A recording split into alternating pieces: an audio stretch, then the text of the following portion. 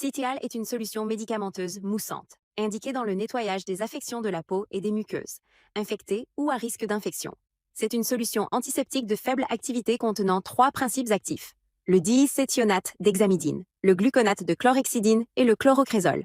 Bien qu'ils soient à tous des antiseptiques partageant le même mode d'action de base, perturber l'intégrité de la membrane cellulaire et provoquer la fuite de son contenu.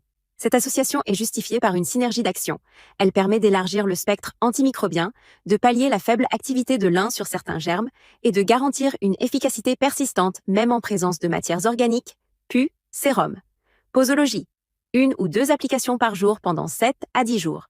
Ce produit s'utilise comme un savon liquide pour un usage externe, pur ou dilué au dixième avec de l'eau.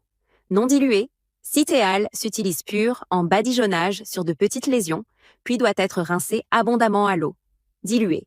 Utilisé comme un savon liquide en bain, douche, lavage ou trempage sur les lésions cutanées infectées, puis rincé abondamment à l'eau. Citéal peut être utilisé dès le plus jeune âge.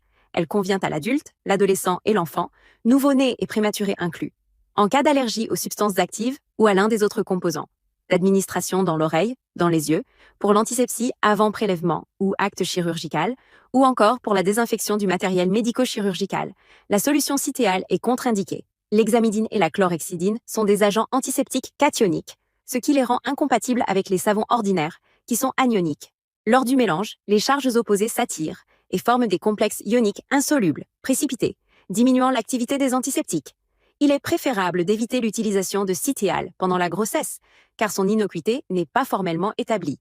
Le Citéal peut être utilisé pendant l'allaitement. En cas d'effet indésirable, irritation, brûlure, sécheresse. Arrêt immédiat de l'utilisation et rinçage abondant à l'eau. Consultation médicale si les effets persistent ou sont sévères.